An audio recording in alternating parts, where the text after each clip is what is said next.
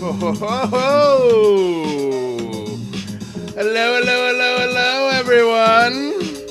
Welcome to the show. Renee, John, Gerald, Thomas, BCCBA, Gelrick, Louis Sua, Ivy, Vancucci, Hubert, Genosis. Hello, all of you. Welcome. What a night. 60 minutes. We're going to talk about it. We got a lot of homies in the house right now. Hopefully we'll get some more friends to stop in. Before we get started with today's show, of course, like, subscribe, ring the bell. That way you don't miss any of these impromptu live streams that I love to do. What else? Check out my Linktree in the description below. Okay? Because my Patreon is there. In my opinion, the best Patreon to ever exist in the history of Patreons. Don't at me. Just what I think. Let's see here. Debbie Sims. Hello. Moose. Hello. You guys, I'm so happy you're here. Jack. All of you guys, thank you so much. Don't forget to share this stream. 110 of you in here right now. Man, this stream gets bigger and bigger and bigger with every single show. Super chats, all of it available. Get down, baby. Let's do this. All right, here we go. Without further ado, let me bring in my crew of gentlemen. First, we've got Carl Vibe. How you doing, Carl? I'm feeling amazing. I'm so glad to be here. Man, there's been so much going on. I'm excited. Fun stuff. All right, Alec, my man, how are we doing tonight? Introduce yourself, because you're new to the channel. Yeah, I am. I'm Alec. I am a UAP journalist, investigator. I write about the phenomena, specifically with a national security point of view. And I'm ready to get down and dirty tonight. Let's do it. Let's do it. And then, of course, we've got the man, the myth, the legend, who cannot stay away from this topic no matter how hard he tries, even when he's in Hawaii. Mr. Ryan Sprague, how we doing? Cheers, tonight, my man. Oh, I'm yes. good, brother. I'm good to go. Excellent. And then this man needs no introduction whatsoever. The legendary Jazz Shaw. How we doing, Jazz? Oh, dude, we are doing so well tonight, and I just want to say I'm really embarrassed to be around Carl because I have 17 tattoos, but I got nothing like the sleeve this guy's got. Really? Well, I'll tell you what, I'll put you guys next to each other. Oh, no, hold on a second. Let's do this. We'll have to show and tell sometime when you come over to my place. Yeah. There's apparently a huge trip being in the works to go to Carl Vibe's house in Tennessee because he's got like 14 rooms. Oh, Tennessee? Or not Tennessee, Utah. I don't know why I said Tennessee. Oh, Utah's good too. Yeah. No. All right, we'll do that. UFO Dad is also in Utah. So okay, you guys. So let's get right into it because that's why the people are here. We've all seen it. The 60 Minutes interview has dropped. Let's get Jazz, because you were so excited when you hopped into the pre-room. Let's get your first thoughts right off the bat. I was so pleased after watching the CBS thing we saw this morning, that this was really good. For everybody who follows this channel, there wasn't a lot of new stuff there. There was a few good details with Alex, obviously, but most of it was stuff you were aware of. But this wasn't for us. This was for the normies. This was for the people that watch straight news that don't deal with fringe topics and things, and I thought they handled it really well. There was a lot of good information. They had some of the best sources on there, and it was treated in a serious fashion, unlike early this morning. We didn't get like the music, from movies and things like that. Like, oh, this is a joke. It was taken very seriously. I'm not going to take up the whole first part of the stream. I thought they handled it really well. There were good questions, good answers, and a number of very credible people. And personally, I have zero complaints. It was handled really well. I can't argue with much of that. Alec, do you have anything to follow up to what Jazz said? Your initial thoughts? I tend to agree completely. I think that it was for the uninitiated, right? That's going to be who's watching the 60 Minutes segment. I think 60 Minutes kind of did all of us a service by bringing out Lieutenant Commander Alex Dietrich for the first time. Just another eyewitness and another corroborator. That's great. Hopefully she kind of sticks around and comes out of the woodwork a little bit more. And you know what? Sometimes we need the big names. We need the big names, like 60 Minutes, to go out and find these people. They see a slightly more, established and larger, show, and that makes them a little bit more comfortable that they'll be taken seriously, and that's fine with me. And so I think it was a good segment. I think that we can take this and run with it, show it to as many people as we can, and it was a really, really, really good primer. If you knew nothing about the issue before, after watching that short, 13 to 15 minute long expose on 60 Minutes, you're somewhat caught up. You can have an intelligent conversation about, or at least, the current phenomenon. Least the beginning of it. Yeah. Yes. Ryan, what are you thinking? I first of all, I almost missed it. I totally forgot with the time difference and stuff. So thank God, like, you guys were in the like messages on Twitter talking about it, or else I totally would have missed it. But no, I thought, just like Alec and Jazz said, an amazing primer, probably one of the best we've had in mainstream coverage so far. Even my parents texted me, who, they know I do UFO research and they support my work, but they don't go out of their way to like look into it. But they were both glued to the TV watching that thing. So that was pretty cool. I got chills when Ryan Graves was talking at one point. And for his story to still do that some 3 years later now, it says a lot. And I thought the host did a fantastic job. I don't think the word alien was used once in the entire thing. Maybe it was, but they really...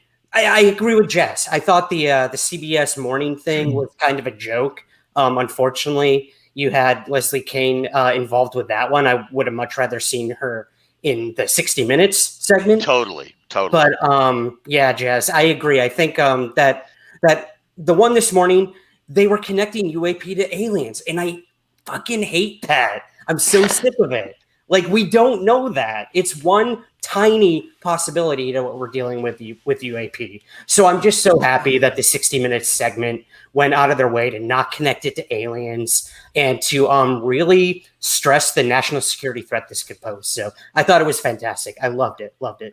Carl, I know you haven't had a chance to watch it yet. You're just kind of here to talk about it. So I won't ask you necessarily your opinion. Did you get a chance on CBS's to watch that this morning? Yeah, overall, I think that just the overall change in the tone and the way it's being addressed is so refreshing, and that the people that are coming forward are all being supported and confirmed by the Pentagon. And so there's just so much meat on the bone for mainstream media to take it credible. And so they're being very careful, because it's been a topic that's been sort of tongue in cheek and mocked. And it's kind of like the funny little segment that everybody's like, oh, in other news, and then they talk about it like it's just some off the cuff thing, but it really has world changing implications, all of this stuff, the fact that they don't know what these actually are.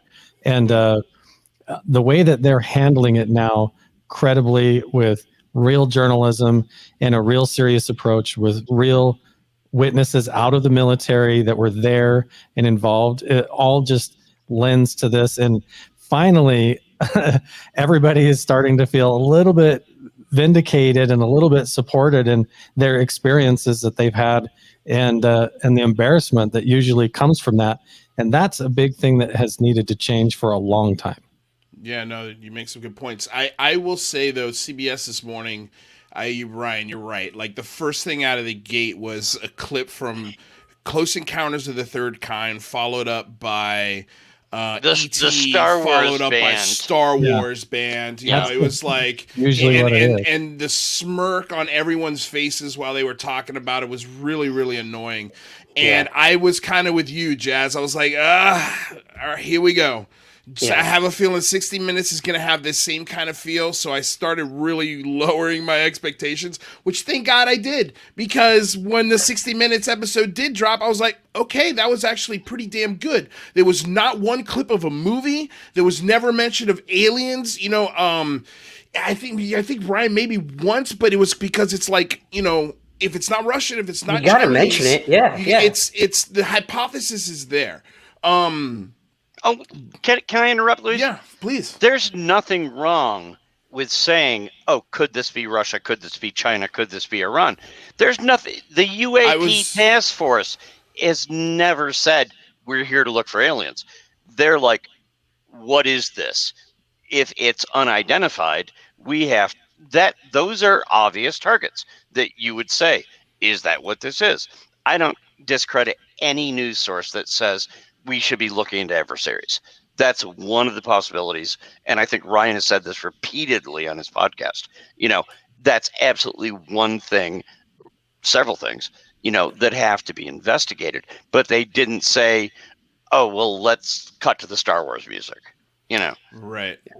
I mean, well, Brian Graves did say, you know, these things could have been Russian. They could have been Chinese. Yeah. And if they were, like, that's also a huge issue.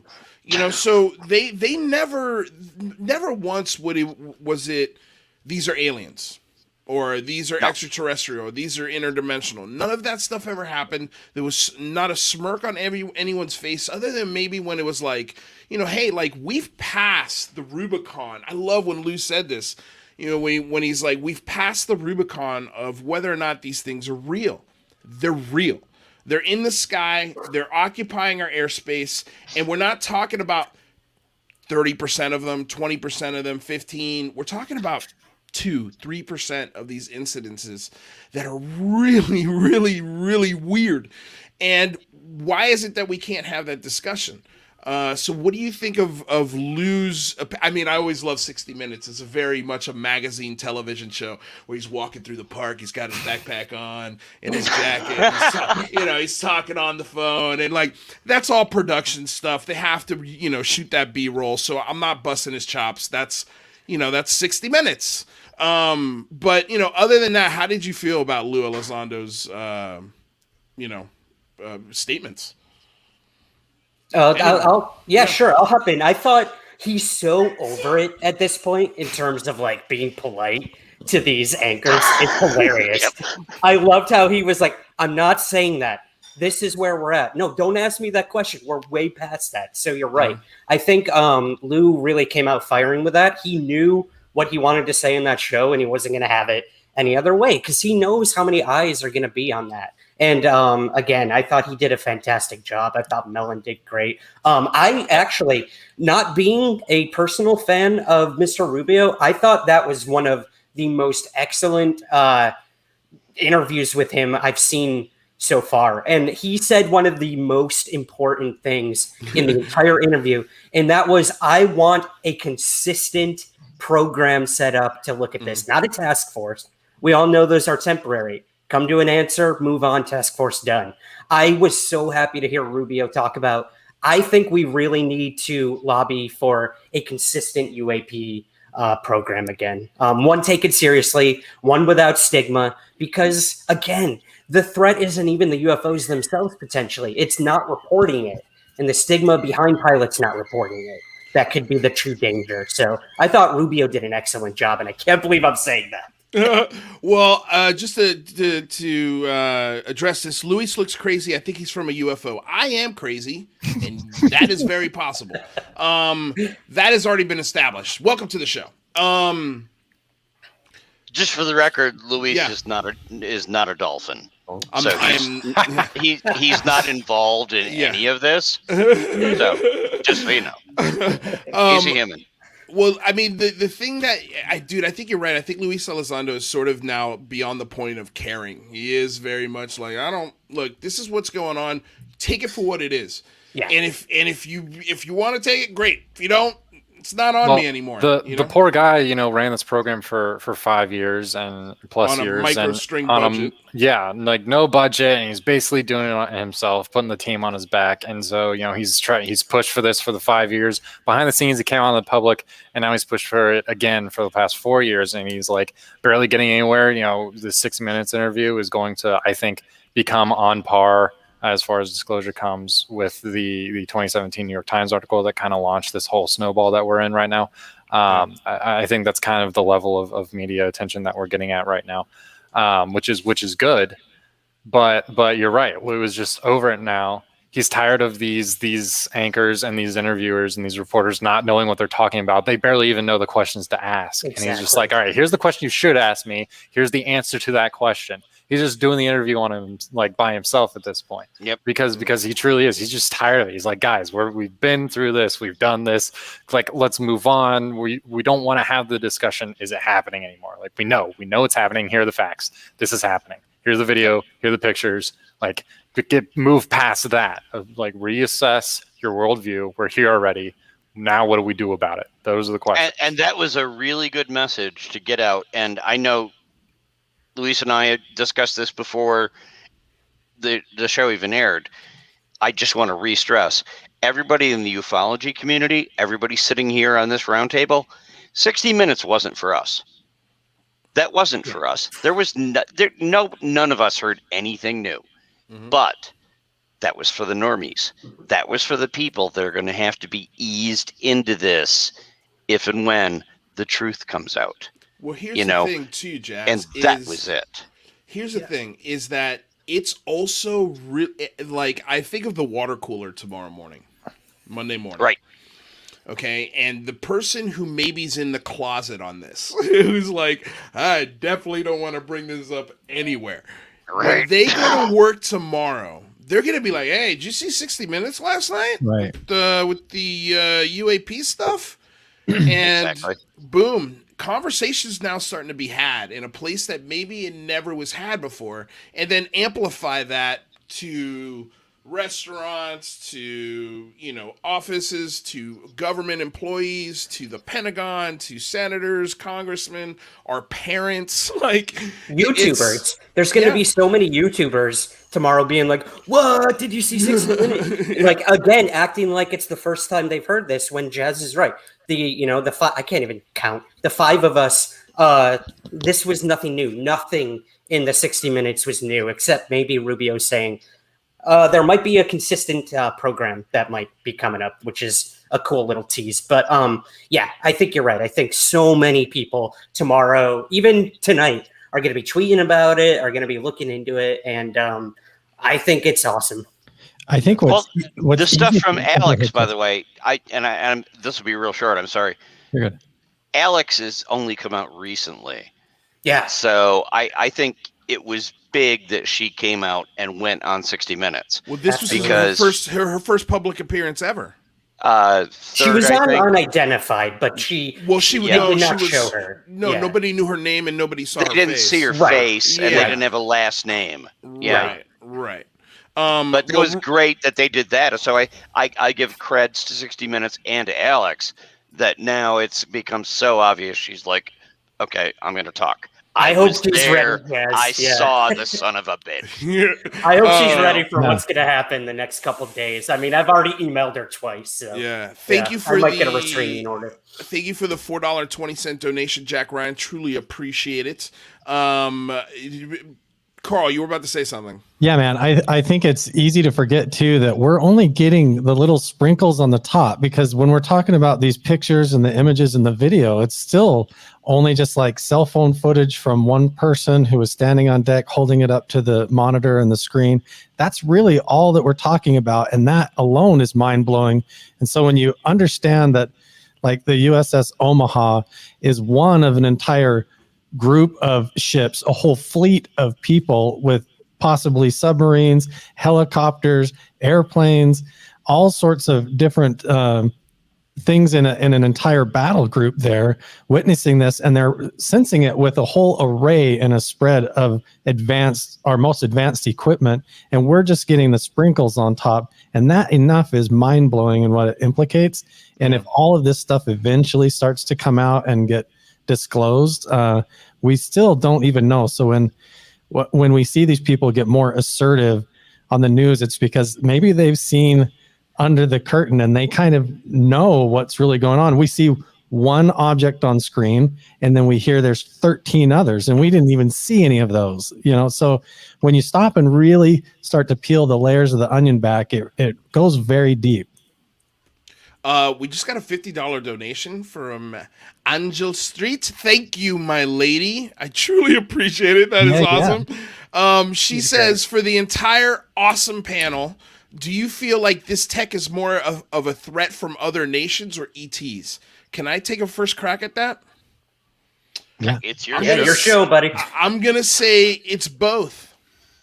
It's both. Yeah. That's been established. It's not one or the other. It's both, my lady. Like, these are Chinese drones. These are Russian drones, amongst maybe some other sort of tech that they might have that might even be able to outmaneuver F-16 fighter pilots. But some of it is not. Whether or not it's ET, that I won't say. But I could say easily that it's unknown. Yeah. What do you guys think? All I'll say is you're right. And it could be Chinese, could be Russian. The most important thing, I think, is it's not ours. Ryan Graves said it. We know now that the pyramid video, that it was not any of the carriers out there. They had nothing to do with it. And that's super troubling. It's in our airspace. Even if it is a drone from another nation, like, it made it into our airspace. What's it doing there? Why is it there? So it could be those. And then again, it could be from Zeta Reticuli. I think, again, we don't know. And that's the issue too. We don't know. Well, let's talk about Alex Dietrich for a little bit, because like we said, this is her first public face, full name let out in public moment. And it was on 60 Minutes. So it's interesting that she said, there was a couple. Okay, I guess this is sort of a two-pronged question here. Were there any things that were said that maybe sort of were not off-putting, but sort of alarm bells maybe went off? Was there anything about the interview where you went, oh, that sounds a little military-industrial complex-ish? Where Can I it go was first? Yeah, please. There was one moment when Alex was giving her testimony where it sounded like she was still being very cautious. She wasn't denying or affirming anything, but saying, well, yeah, that could be. We're just doing the show right after they did it. I don't have the exact quotes. But she was like, well, yeah, we don't know. And that's absolutely true. And I think we all agree about that. It's like, well, maybe it could be the Russians, the Chinese. She wasn't actually saying that. But she wasn't going to go, oh, well, I think it's aliens. But nobody with any sense is saying it's definitely aliens, Yeah. But she was allowing for those possibilities. And I wonder if some of the real ufology enthusiasts will be watching that portion of her interview and going, well, why didn't you just say that's impossible? Well, she wasn't going to say it was impossible because she doesn't know, and I don't fault her for it. Well, I mean, they said a lot of them, almost everyone in this interview, the word drone and helicopter came up a lot. That was sort of the thing where I was like, why do they keep saying it? Helicopter, especially when they were talking about when Fravor was doing his circling maneuver and the object was coming up to match him. The thing that she said, that the thing that really struck the both of them is when it disappeared. That's when they were both like, this thing is not normal. And she also had said that if she had seen it solo, she would not have said anything.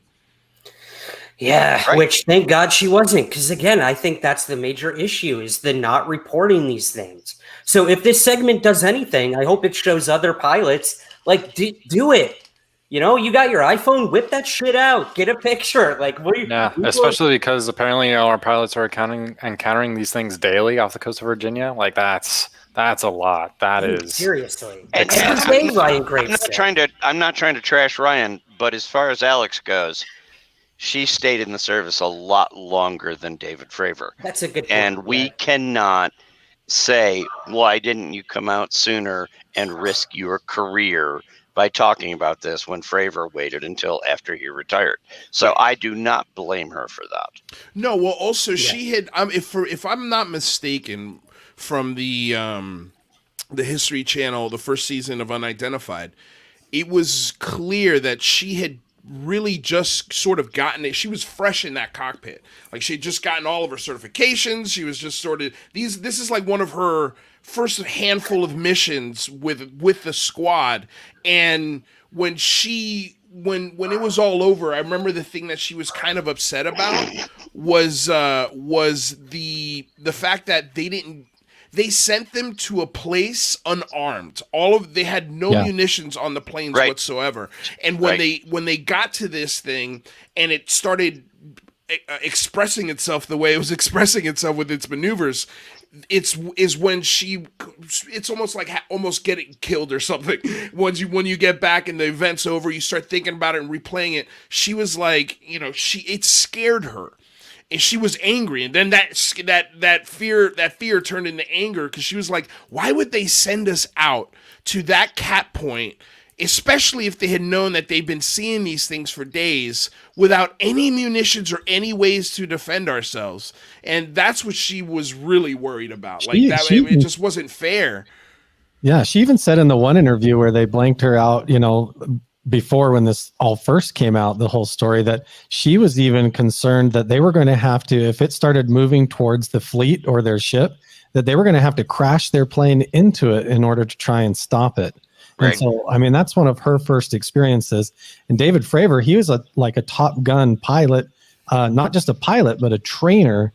And so, he was a commander. He was the commander of the fleet. Like we talked about this the other day. He was 3 steps away from, what was it? You said the deck commander, Jazz? The air boss. Or the air boss, excuse me, the air boss. Yeah. So like, and that's one step or almost even with the captain of the ship.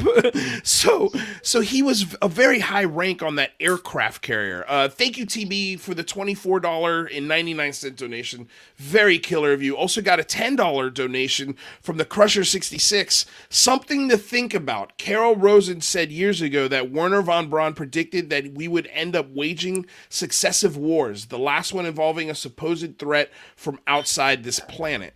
True. It's true. Yeah. I mean, I don't know. It kind of runs into the narrative. I'm not saying that's going to happen. I'm sorry, Ryan. I wasn't agreeing that it's going to happen. It was said. That is what he said. Right. Yeah. Right. It does remind me of the sort of false flag nature of what Stephen Greer proposes, which is interesting. I don't know if I personally buy into it, but those sort of things have been said for a while now. And who knows? Who really knows? It's that's the thing. Nobody knows. But this is why we have to be careful about getting too excited about stuff like this. We got to really I got to go back and listen to it again, and because I know there were things said in there where I was like, oh man, they're pushing. It feels like they're really, really, really, really saying drone and helicopter a lot. So that way, when it does in 20 years become that, and it was maybe they were leading us to that, and they could say, well, I mean, we said in 60 Minutes, we said in this, said in that it could be drone, could be this, could be that, and then when it turns out to be some American tech or something like that, and we're right back at square one, apparently that's supposed to be illegal. They're not supposed to do that, right? But what are 20,000 UFO Twitter followers going to do? Yeah. Right. If that ends up being the case, because we don't have the power here.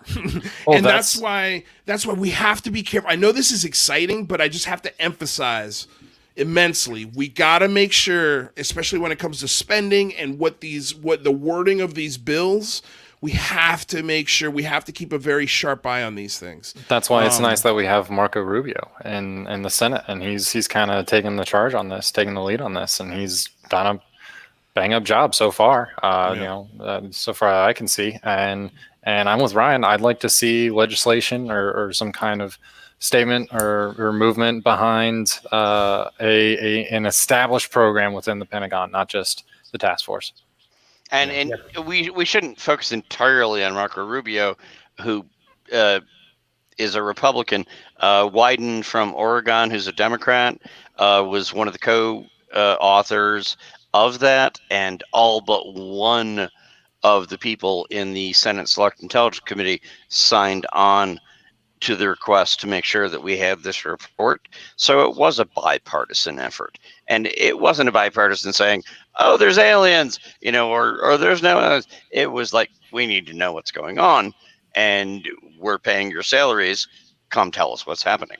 So it's been a broad effort, and I think the effort is growing even more broad now. Did they mention the UAP report in the segment? I don't know if I missed that or not. That the deadline and everything? Okay. Yes. Yeah. I didn't hear the deadline, but they mentioned the report. Okay. Yeah, they mentioned the deadline. It was brief. Yeah. Okay. Just like you said, it was a brief mention. But I mean, because I think that's pretty common knowledge right now. Everybody's sort of like, oh, you hear about this report? You hear about this report, even though they know nothing about this report. All I know is it's common knowledge, Luis, amongst us. I still know a ton of people that have no idea what I'm talking about. And that's why we need 60 Minutes to do this. Right. That's why we need more of the mainstream press to do this, because this is not common knowledge yet, and it needs to be. Well, 60 Minutes is also just a journalistic. It's almost like the Saturday Night Live of journalists. They all come in and they're like, "Oh, what's on 60 Minutes tonight? Let's see what they're covering." And they give it their journalistic critique, just like I would for Saturday Night Live. This is okay. So real quick, Angel asks, "Would our government flex our own fighter pilots with our own tech?" That's interesting. It's something that Lou Elizondo said would never happen. Here's a thought on that, though. I wonder if they've looked into the possibility that maybe it's not Russian or Chinese, but it is a private corporation that's acting experimental. But even if that is the case, it's still flying into controlled airspace during naval operations, and that is highly illegal. And it's also keeping this technology away from the public and away from society. But that's a huge problem. We also talked about on this show, though, that the Department of Energy, if there was any department in the branch of government that would have exotic tech that might surprise even our own tech, right? It would be the DOE, and they would fly it because they've got the clearance to do it. They don't have to answer to anybody, including the president in some cases. If they don't have a Q clearance, they don't have access to whatever they're working on. And I mean, we've been talking about this a lot. Tim McMillan has been talking about it for a year, so if you want to look at that aspect of it, concerning. You look at this angle and you say, wow, that's really concerning. You look at it here, still concerning. It needs to be addressed, and the people that are encountering it need to feel safe to come forward and feel safe to tell their stories. And people like Marco Rubio and Lou Elizondo, Christopher Mellon, people that are credible sources actually being willing to step forward and put their name on the line and do it in a professional way is starting to tear that down and that stigma down and making it more accessible for people to come forward. Right. Luis, put me backstage for a second, please. Yeah, you got it. I'll only add, I used to think, Luis, that that it wouldn't have been another military branch or something, testing the Navy, but I don't know. I honestly don't know anymore, especially like you said with the whole DOE thing or private contractors. Well, you don't have to know, though, but you think it's possible? Oh, yeah, absolutely. Even more now than I did before. Yeah, I think, we could be dealing with some sort of private contract. I'm not talking I'm not going down breakaway civilization territory, but definitely private contractors who have the means to create something and be like, yo, Navy, look at what I did. You should probably invest in our company. You mean, Ryan, Right. you don't think that it's Nazis under the Antarctic South Pole? Like they're back in World War II with the bell? It has to be the bell. Yeah. The Nazi bell. Welcome to History Channel at 2 p.m. in the afternoon. Right? So going real quick back to Lou Elizondo, they did mention that they emphasized that he was a civilian now, which I found interesting. Mm-hmm. Maybe you could talk to this a little bit, Ryan, or even Alec. What is the deal with his access to... I mean, he doesn't have classified access anymore, right? But he still has, it's like he can still go to the, senator's office and hang out with his, out with his buddies. Yeah, Alec, please go for it. Even if you leave the military or some branch of the government where you previously held a top secret clearance, you don't lose your clearance. You maintain your clearance as long as you don't do anything illegal or anything suspicious that would get it revoked. So you can leave your post in the government, you can leave your post at the Pentagon, retain that clearance, and then you can still be read into classified information. Even if you are a civilian, you are then a contractor. That's how they give civilian contractors information that they need to know, that kind of thing. So he can go in and he can read this still classified information, new information. He just can't go out and talk about it, and that's why he to this day remains very careful about what he says on podcasts, what he says on shows, and he always clarifies, like, there are some things I can't talk about. I am a civilian now. I became a civilian, so I can talk about some of these things, but he's not willing to risk your security clearance, and why would you be? Because that's having a security clearance of any kind is your way to a higher pay grade, regardless of your industry. Right. So I have been pretty happy with the way he's handled his disclosure of information, what he can disclose, and he's laid tidbits here and there that a very, very zealous inspector general or somebody in the Pentagon could even point to and say, for this reason, I want to revoke his clearance. And he's laid a couple of those little breadcrumbs here and there, but nothing too flashy, nothing too crazy. But I do appreciate the risks he has taken. Yeah. Can I ask a question? Yeah. I don't know if any of you guys know. I heard something that Lou might have been responsible for the IG getting involved. Does anyone have any word on that he kind of applied the pressure for that to happen because he knew the task force was effing up left and right? Yeah, so there was something said by the attorney that I think helped represent the First Citizens hearings. I'm trying to remember his name. I tweeted it. Hold on. Oh, Sheehan? Yes, Sheehan. Yeah. Apparently, Sheehan is... I have to go back and listen to it because I was really just more focused on this tonight. But apparently, Sheehan is now representing Lou on some level. I think it needs some kind of clarification. But he said this in the observation deck that, like, that Richard Dolan three-dimensional, interactive area. So it's on YouTube, and hold on, let me see if I can find it real quick. But yeah, it's like the last 10 minutes of the interview, so I got to go back and listen to it, basically. Okay. But I don't know what's if that's going on. true, that's pretty interesting. I mean, Lou has been saying for a while, like, we have to apply pressure or we're not going to get anything. And I think, the fact that the IG's now looking into it, either that's because he wants to contain the information or he really thinks they're not doing a good job at it. So I don't know. Right. It could go either way, in my personal opinion. But I thought that was pretty interesting too. Well, what do you think of that attorney, though? Do you have any opinions on the attorney, that Sheehan guy? From what I know of his past, his record, he's a pretty cool guy. I know he's he's done a lot of civil rights sort of work and stuff. Yeah. And but other than that, I'm not too familiar. I know he is connected to Stephen Greer, I think. Yeah. Unless I'm thinking of somebody else. He represented Stephen Greer. Which is interesting because Greer and Elizondo seem to be on completely different paths with, the potential threat issue with all this. So I don't know. Maybe Maybe we're gonna see a meeting of the minds of all of them soon. Who knows? There's one thing I can't say. The day of, or maybe it was the day after the IG report was announced, I did get in contact with Lou's people, and they said they were in a media blackout until a certain date. I think that date's tomorrow.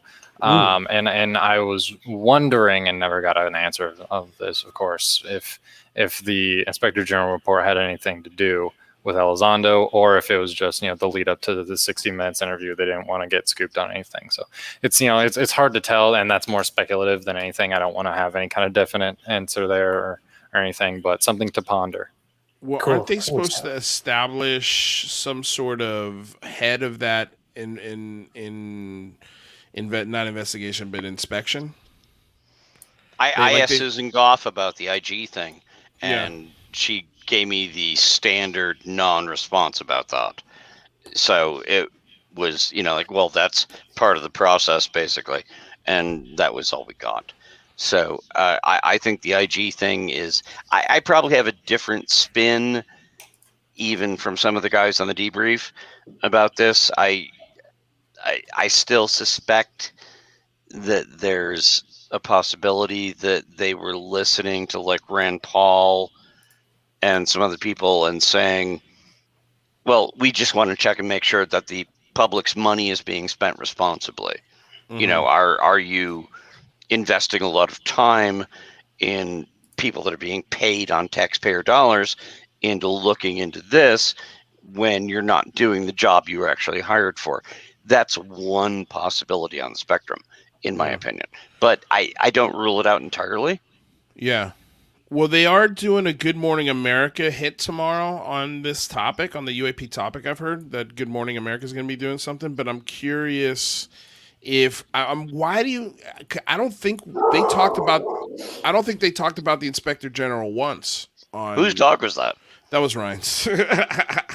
I'm good dog for sitting. you, Ryan. I'm dog sitting in Hawaii. That's why I'm here. No, anybody who takes care of dogs, we love you, man. Take care of your dogs. I love dogs. Love them. I don't think they mentioned the Inspector General once during this whole interview, did they? Nope. I don't think so. They may have filmed a lot of the segments, before the Inspector General report came out, and even if they hadn't, it doesn't necessarily affect the overarching story that they're going for, because again, this is for the newbies. It's explaining how this all kind of came about, where we're at right now. So getting into an Inspector General report about the newly established UAPTF is a little into the weeds for something like this, in my opinion. Yeah, same. Totally. I want to watch the overtime thing. That's pretty cool. Because again, I heard it was going to be 20 minutes, and then it got bumped down to like 15, then 12. I've got actually the overtime thing pulled up. You guys want to watch it together? Ooh, I'm down. Because I think I think we're allowed to watch that together. I got half a beer. Let's do it.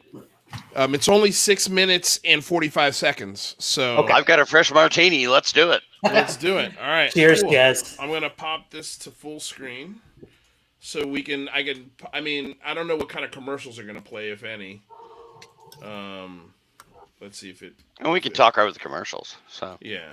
I feel like we're on MST3K. It's pretty cool. Yeah, exactly right. Oh, can I be the crow? We should sit yes. Yeah, absolutely. Let's see. I have a feeling we're gonna get a commercial, but that's all right. While we wait for it to load and the commercial plays, I will just say, this is all dolphins. Just so you all know, the entire alien. Okay, what did I miss? Was I not? I wasn't on this stream. Okay, what's the whole dolphin thing about, Jazz? If we can't squeeze it in okay, about I know seconds. it's probably a convoluted story. We should get to the content. Okay. He mentioned something about on the Big Phone Home. He had mentioned something about dolphins being connected to UAPs, and it just connected to. Yeah, dolphins are the source of the UAPs. Very similar to the Hitchhiker's Guide to the Galaxy. Nice. Okay. Yeah. Hold on one second. And while he continues loading that, I will tell you, dolphins were mammals that were on the land before they went back into the water. and they already had huge brain cases. They were really smart way before humans had brain cases like that. And they went into the water. What happened after that? Really, Ryan? Seriously, think about it. Dolphins are really sneaky. They're really smart. They're very rapey. Any women like that go into the pool with them, part of perhaps, stay with me, their hybrid breeding program. Sounding familiar? Okay. Wow. And the dolphins, I guarantee you, when we finally get a Tic Tac, you cut that son of a bitch open. It's full of salt water. There's a dolphin in there with a biohelm on it at the controls. They're not from another planet. It's the dolphins. Did they just, That's who's been did they doing just all. swim into like human-shaped suits and walk among us too, or what? No, Yeah, they've been doing the whole thing on the bottom of the ocean, which we know less about than the surface of the moon or Mars at this point. And Good they point. built all those craft. There's nobody from another planet. It's the dolphins. All right. They've been I'm doing in. the whole thing. I am All right. in. You ready now, Luis? Yeah, should be ready I've to been go. stalling as much as I No, can. yeah, I see that. Thank you, Jazz. Thank you. All right, here we I'm go. sorry I On asked. 60 Minutes, we reported on unidentified aerial phenomena, UAP, more commonly known as UFOs. The Pentagon says this night vision video was taken by Navy personnel and is being investigated. Unusual sightings like this one continue to occur and be captured on video. Last August, the Pentagon set up the UAP task force to collect and analyze evidence gathered by service members who are now being encouraged to report these strange encounters. We met two former Navy pilots, Lieutenant Commander Alex Dietrich and Commander Dave Fravor. In 2004, they witnessed something shocking, inexplicable, and seemingly out of this world. Did the thought of UFO enter your minds? It was unidentified, and that's why it was so unsettling to us, because we weren't expecting it, because we couldn't classify it. But what I want to be really careful of here is that we don't jump to conclusions, right? That we don't sensationalize this or Little green men? little green men men. or extraterrestrial. You're seeing something that defies explanation. Right. Very much. Yes. What do you guys think of that? Smart way to play it. And particularly on Alex's part, you don't want to Absolutely. be the person that goes out there and says, "Oh, it's definitely aliens." Yeah. No, I took Yeah. my plane out. We took our planes out there, some of the best planes we have, and we got left in the goddamn dust. What explains that? You don't turn around and go, "Oh, it was Martians." You know, they're not going to say that. Their Yeah. career's toast. You know, but they're providing the testimony we've seen over and over again. And I think Chris Mellon has brought that up a lot. Luizondo has brought it up a lot. And anybody who wants to go and try to trash Alex right now, I'm just like, screw you. Yeah. You know, she was saying what she had to say. And She it's still just- has a career. Yeah. and it's just good luck. become accepted to show these clips all back to back. We have the upside down, like the inverted pyramid ones that look like something just like right out of Stargate, the movie or something like that. And they're showing that footage and then interviewing the pilots that encountered the Tic Tac. And so it's like they're stringing all this together and packaging it like it's all the same thing, but we don't really know if they're the same thing because they're appearing different. And Yeah. part of the reason I think they're being so smart is they constantly see these things. They're clarifying them as UAPs and transmedium objects because they're seeing them go in and out of the ocean. It's not like they're just coming down from the sky, zipping around and going up. They're going into the water when they leave, and then they're tracking them on submarines too. So they can't rule out where the hell these things are coming from and what they're Right. doing. I think Chris wouldn't you be Mellon. afraid, though, if you were a professional military person? Wouldn't you be afraid to say something knowing the media's history that they might just make a mockery of you? So they have to be careful about what they say, right? Mhm. Yeah. Yeah, I think that's why Chris Mellon is the only one that's really come forward and said, I don't think these are anything terrestrial, or at least man-made. But I'm not sure Chris Mellon has had the strict military service that Lou Elizondo and David Fravor and Alex Dietrich have had.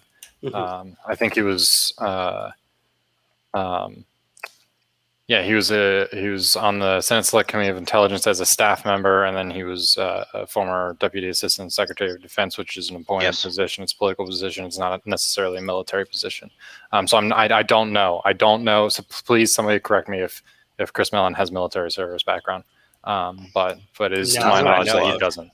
No, he either has read documents or he's heard stories from other people, which I think we need to keep in mind too. A lot of what he says comes from a very educated background, and I'm sure very highly credentialed individuals. But again, these are just people telling him things. So, I mean, that's always the problem when it comes to stuff like that. I've heard, well, I was told. So, yeah. But you're right. Yeah, like he's never flown in a cockpit and dealt with one of these things that's more sophisticated than an F-18 Super Hornet. So, yeah, I think, we got to keep that in mind too. Yep. All right, let's see what else I got. It was November 2004, and the USS Nimitz Carrier Strike Group was training about 100 miles southwest of San Diego. The advanced new radar on a nearby ship, the USS Princeton, had detected what operators called multiple. I appreciate they say advanced radar. Over the horizon, yeah, and it's a strike group, which is several ships and hundreds of people. Right. A weapons system officer in the back seat And submarines. And submarines, yes. Found an area of whitewater in an otherwise calm. Strike group's actually incorrect in that application because I was in carrier groups, but just under the water. So as we're looking at this, her backseater says, "Hey, Skipper, do you?" And about that got out. I said, "Dude, do you see that thing down there?"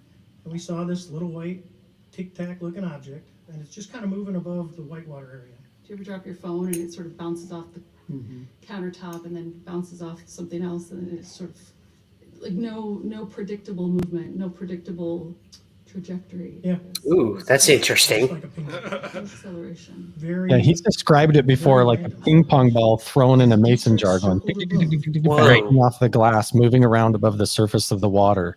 Yeah. Like, I didn't remember that. Like it was trying to dock with something underneath the water, and just above the surface, they saw the white water before they saw the Tic Tac. And this thing, the Tic Tac object, was moving around at erratic angles, three-dimensionally, not just left and right. We're talking about different crazy angles, like you threw a ping pong ball inside a glass jar, and then when it noticed them, it turned and smoothly came up to interact with them, like it was conscious of their presence there.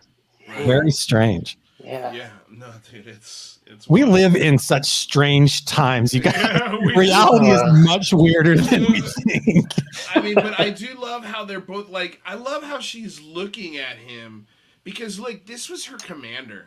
You know, she's almost looking at him like, "Hey, this is cool, right?" You know, it's a pretty interesting dynamic that we get to see her face now. We get to see like to me, she. First Almost of all, looking for permission a little bit. Like, is this Right, okay that I'm saying this? Is this okay? Which I don't like that. I'm going to be honest, man. I wanted to hear more from her. I felt like Fravor kept kind of hijacking it. Yeah. That's true. That is true. I'm with Ryan. Just for the record, I am totally with Ryan. As somebody who served for 5 years on an aircraft carrier, he wasn't her commander. Okay. They were both pilots who were running fighter jets. The boss was the air boss. Okay. She didn't work for Fravor. Right, but Fravor was. I just want to make the distinction. She was a commander in her own capacity, and she was a boss in her own but capacity. at the time, though, in 2004, she was not. Right. No, Like, I'm saying when she Fravor- was there. Right, but She had her own plane. Yes, no, I understand that. But what I'm saying is Fravor had been in flying a plane 15 or 20 years by the time she came into the picture. One of her first missions. That's what I'm saying. So when I say like she looks to him as if he's her superior, he is like he's been there longer. He knows more. This is someone that she's going to lean on as Okay. far as experience is concerned. But you're right. As far as ranking, I'm glad that we differentiated the difference between the two, because I think you're right. She flew her own plane. She was a commander herself, because I think she worked under great people like David Fravor. And to give I'll give Fravor a pass on this one. And I'll also give her a pass because this is her first time ever being on national television. He's much more comfortable doing it. Yeah. This is like easily the 15th, 20th time he's done this. That's the one I was going to say. It could just be this is a big 60 minutes interview, and Fravor has been in this situation multiple times on Fox News and other networks, and this is kind of her time having the camera pushed in her face and her identity actually revealed, and that could explain a lot of that. Totally fair. Yeah. Because going back to what you said, she Ryan, deserves total props because she was every much as much of a Top Gun pilot as Fravor. She was a badass. You can get in those situations just in front of the camera, and when that thing's pushed in your face and you start trying to talk and you just sort of clam up and you look to the other person like, please fill in the gaps here until she I get does my that nose. a lot. So it could be due to that. Yeah, she looks to him a lot, and that's what I'm saying. Like, I feel like she's really leaning on him. Once again, she's leaning on his experience to get her through a situation. You know, and that's why she was circling above when he went down, because he was the maniac with all the experience, you know? And he made the call. Right. He made the call. He made the call. Of course he did. But she still had balls of brass. Oh, without a doubt. But she was also afraid during this encounter. Like, there was a fear. She she was scared primarily because she had no weapons to defend herself. And that's her role in it.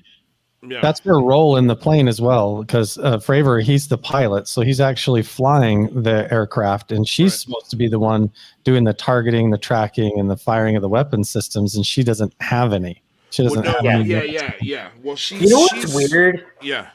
Like, this not just training exercise, but, like, look at, like, the Rendlesham incident. None of those dudes were allowed to bring firearms off base and into the woods, and they had no idea what the fuck they were walking into. That's got to be terrifying. And same with like the Tehran incident. The dude Jafari had weapons to fire at a UFO, but they malfunctioned the closer he got to the object. So again, like these pilots and these personnel, they have no defense against what they're walking into, which is troublesome as well. That they're like, go check it out, but just remember, you don't have any weapons. That's got to be terrifying. So I understand why she felt that way. Ryan, let's be fair. It was a training mission, and Fravor has said multiple times he did not have missiles loaded on the plane. He had a training tube. Yeah. And I've interviewed my father-in-law about this, who designed those things. It was just a thing that pretended to shoot. There was no real weapon. The cannons were empty. David Fravor went in after the Tic Tac completely unarmed. That's crazy. He was geared up for a training mission for a simulation.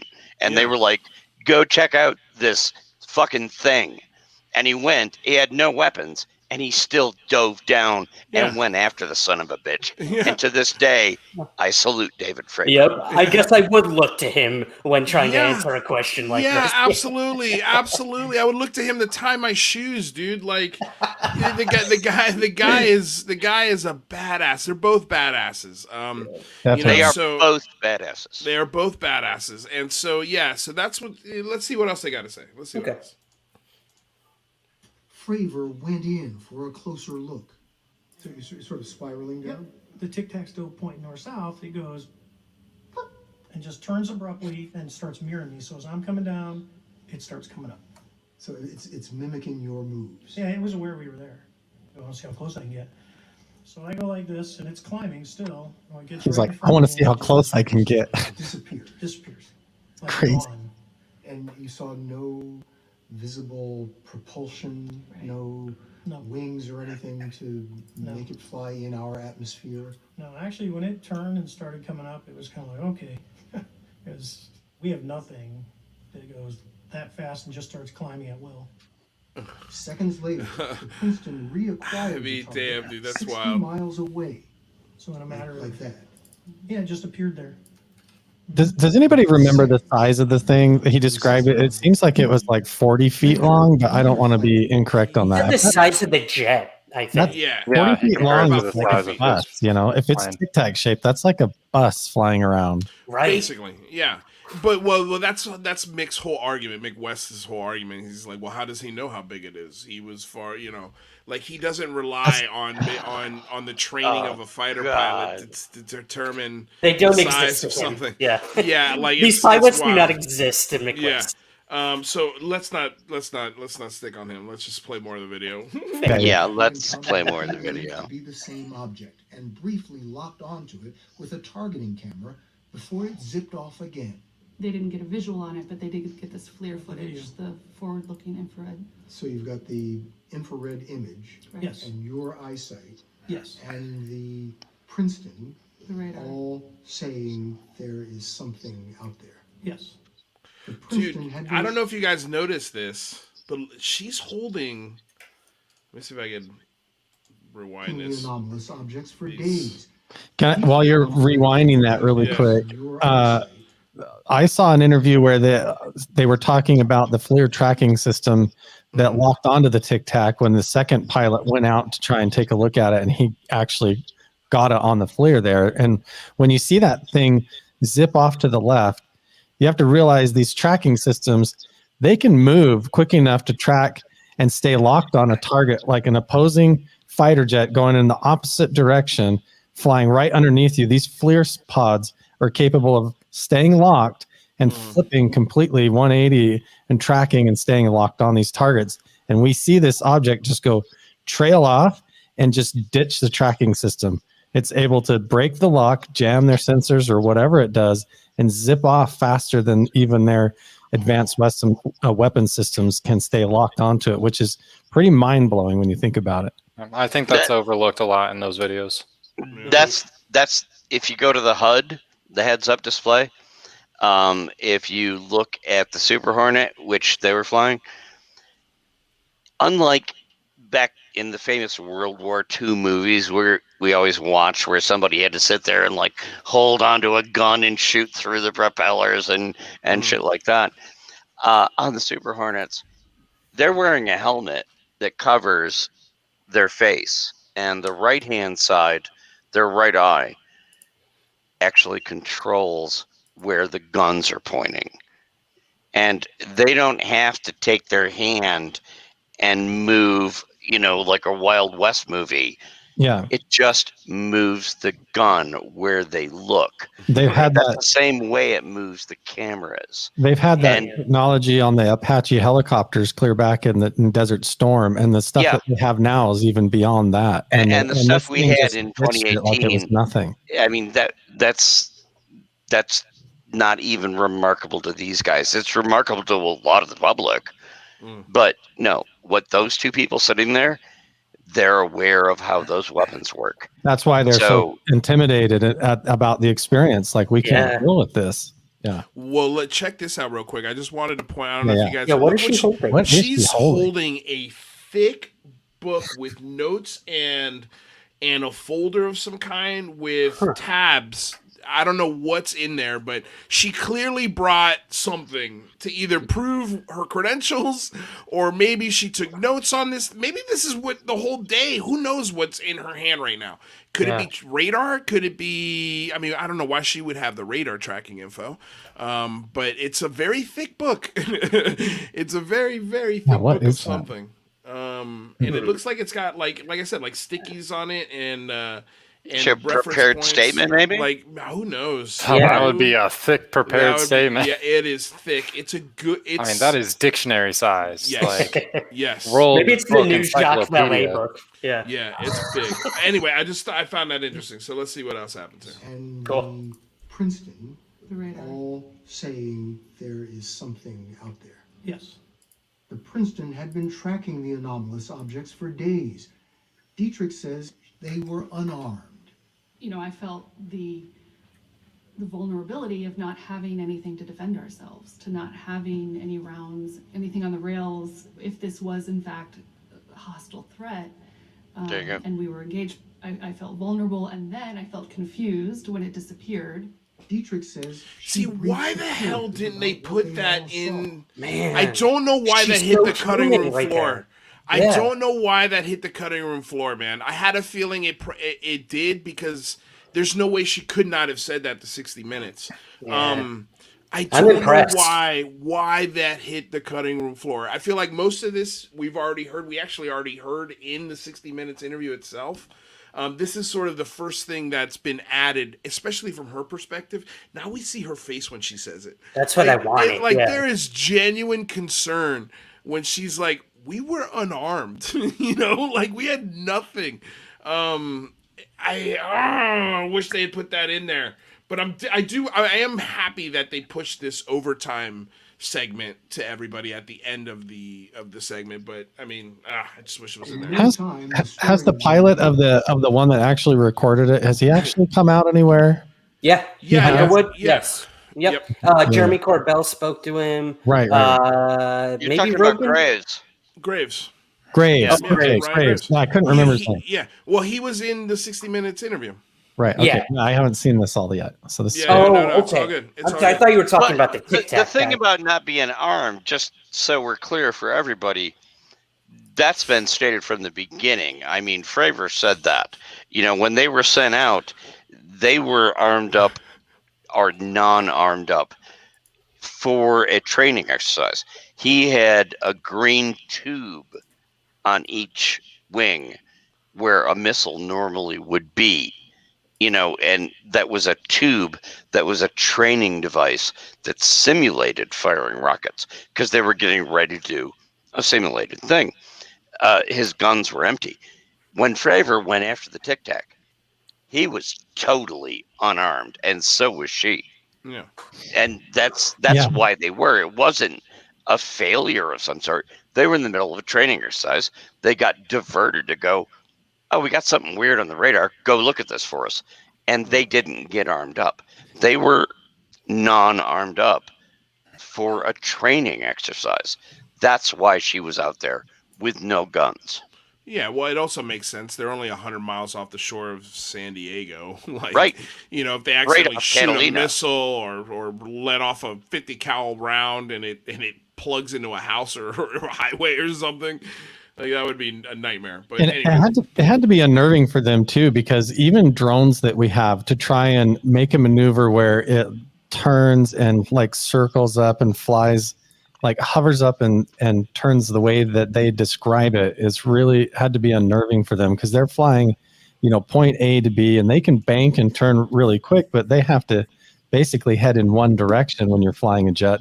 And this thing sort of is bouncing around like a ping pong ball, and then goes boop and turns and looks at them, and then sort of spirals itself up all unnaturally, like anti-gravity or some sort of spatial displacement technology that they can't even fathom. And how do they deal with that? Right. All right, let's see. Quickly. Luis, Yeah. I want to thank everybody. I want to thank you and everybody Yeah. for having me on. You gotta I get out of just here. hit the wall because I Yeah. have an exit point right now and one more hit to do tonight on radio. Yeah. So thanks for having me. Jazz, it's And always a pleasure. guys, I've really enjoyed this. It's been a good exploration, and stay tuned to this channel. Thanks, Jazz. Thanks, Yeah. I saw the comment. Jazz just gave us a really fun thing that might happen on the show. So hopefully, fingers crossed, that'll Let's happen. hold off Yeah. another week. Yeah. All right, Jazz. Well, we appreciate it, my good man. We'll see you soon. Thanks. Yep. Bye. Okay. I Let's tried to get adjust back. my volume. Thanks for pointing that out in the comments over there. I was too loud. Oh, were you? I didn't really. They were notice. saying I'm louder than everybody else, and Oh, okay. pointing that out. No, it's all good. All right, here we go. Would say with less than 30 minutes, the entire ship could have happened. And what was the reception like? Actually thought it was kind of funny and started giving us a lot of grief. Ridicule. Yeah. Ridicule. Yeah. Yeah. They made cartoons, and on the ship's TV, they played Men in Black and Independence Day and Signs. So And they made fun of it. Oh, yeah. Did anybody take it seriously? Yeah, I believe the Admiral staff made a few phone calls, but That was the extent of it. The story will continue after this. Can I make a comment, Luis? Yeah. I loved hearing them talk about how they handled it after, because I talked to Kevin Day, the chief radar operator, and he was saying the same damn thing. Like, even as he was tracking it, and he was the one who sent the intercept. He said everyone was laughing at him, everyone was making fun of him. He didn't talk about it for a really long time, and then he was. This always gets me. He was working at a golf course, like volunteering as a waiter at one point at the like golf course restaurant. And boom, CNN comes on. He sees the Tic Tac video, and he dropped a plate of food and started crying because he was like, "Holy shit! This thing I've been quiet about for so long is on the TV right now." So again, seeing her say like they made fun of us, like this, that, like I love hearing the human side of this. And it's unfortunate that that's the kind of meat that gets cut from the the actual version we saw on 60 Minutes. But probably another reason why she's nervous to come forward, because she's admitting, look, the people that are supposed to keep us safe out there on this mission and told us to go check this out, when we did go check it out and reported on it, they made fun of us. Exactly, dude. Yeah, that has to change. Like, what the hell do you want? Yeah. Right. Can't have it both ways. It's dangerous enough to fly off of these ships and land again and just to do the job when everything's going well. It's extremely high danger to do that job, and let alone to encounter something completely unnatural and unknown and feel at danger and then get laughed at for it. That has to change. Totally. Yeah. And hopefully it does. Yeah. No, I think it is, especially after, a report like this, because it has to, man. It has to. Well, that's where, that program that Ryan is mentioning, it needs to happen. Because when that happens, they're forced to take it seriously, not just some task force they throw 4 bodies on and the several million, service member, armed forces we have. That's why that's got to happen. And once that happens, I mean, the stigma will go away, significantly. Not forever, or not completely. There's probably going to be some sort. Everybody's got their hangups, but the drastic decrease. And hopefully, the more these pilots and people that are encountering this, pull out their phones or their private devices and feel safe to actually get it out there and break it out and get it out of the box a little bit. Yeah. Okay, I was gonna play the last couple minutes of this 60 Minutes thing, but it's gotten into this thing where every time I reset it, it plays a commercial, and then I can't pause it so we can talk about it. So has anyone in the chat watched it? Let us know what's new in it. I'd love to know. Yeah, well, they were just about to go to Christopher Mellon, but what I was gonna do was I recorded the 60-minute interview, so I've got it here in front of us, so I could play it for us. But what I really wanted to concentrate on was the last couple of minutes of Marco Rubio, because I felt like this was sort of the mic drop in the interview. Yep. And I think my favorite moment, because again, this is a U.S. senator. This is a U.S. senator. So let me blow this up. And then pop it up on here. All right, here we go. Oh, wait, let me turn the volume up.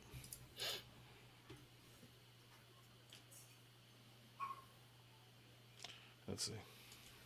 Dismissing this, what makes you think that this time's going to be different? I mean, we're going to find out when we get that report. There's a stigma on Capitol Hill. I mean, some of my colleagues are very interested in this topic, and some kind of, giggle when you bring it up. But I don't think we can allow the stigma to keep us from having an answer to a very fundamental question. What do you want us to do about this? I want us to take it seriously and have a process to take it seriously. I want us to have a process to analyze the data.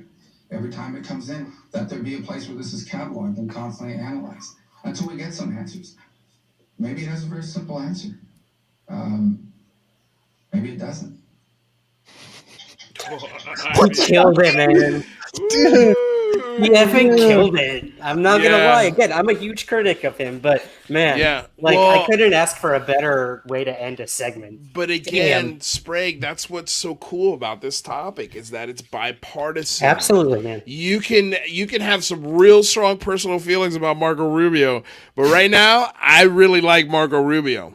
You know, like for even if it's only for the last 2 minutes of 60 Minutes. Yep. Like I politically can disagree with Marco, but I know this about Marco, dude. He is a very, very good politician. A very good politician, and there's no reason for him politically to take this stance. Like, what is the advantage of him going this route? Nothing. Politically speaking, like, why would he push for this? Yeah. I don't. It's not going to increase his budget. I don't think for anything in his district. There's no motivation other than his motivation. I think was Marco Rubio in the service? Did he serve in the military? I thought he did. I think he did. I think he did. And so I think it's really coming from a place of, because a lot of Cubans did, because America. It was the same thing with Lou Elizondo. He's Cuban. He's from Miami, and a lot of these guys ended up going into the service because it was sort of like a thank you to America for giving my family the opportunity to come here and be alive. And so yeah, like I could see where maybe this is coming from a place of, we need to protect the American people.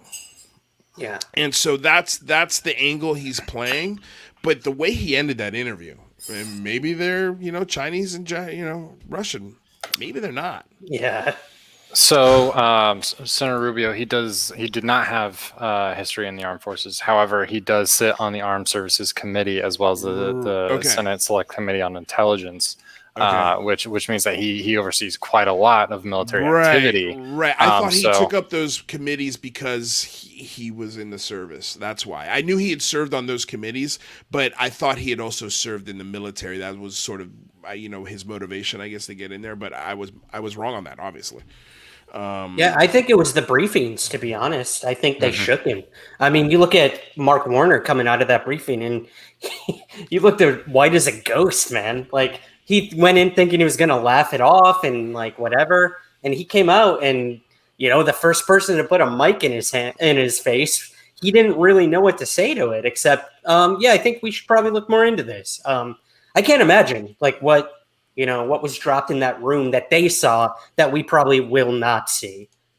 And you would think if they were trying to just have a department where they could come up with a fake excuse to create a giant slush fund for some secret project, why would they be going straight to 60 Minutes? Why would they constantly be trying to get into the camera? And why would they be trying to put this footage out in front of people?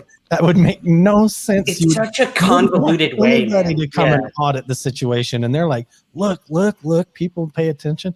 That's not what you do if you're trying to hide money. You don't try to go on 60 Minutes and tell everybody to look into it. Yeah. Right. Totally. Well, I mean, but the military does have a rich history of hiding things right in front of your face. Yeah, that's true. Yeah. That's true. Like they do have that history, man. That's why I'm always like, oh God, I need some data. I need more data. I'm wondering why they didn't use any of the new footage that was dropped on Friday by Corbell. I think this is pre-recorded, right? Yeah. Alex? Well, no, it's definitely pre-recorded, but I'm saying 2 full days. They had time. There's been a couple of there's been some speculation that maybe Jeremy Corbell's asking price is a little high for 60 Minutes to use the footage because he will wind up getting some kind of like royalty from that, of course. But I don't know.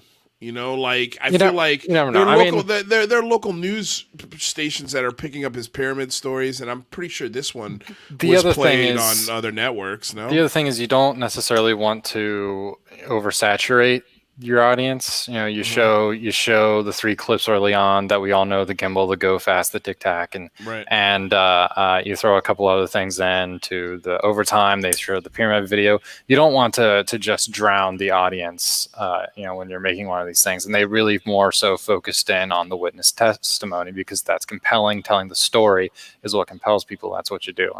I'm kind of I'll out myself a little bit because I also want to go back to the point. I do political communication for a living. Right. That's what I do, and that's like my day job. This is just for fun. But the UFO issue is truly like the single, like it is the bipartisan issue of our time and period. Like there's no possible way I could ever possibly spin the fact that you can't spin UFO disclosure for one side because it just benefits everybody. Like there's no way to do it.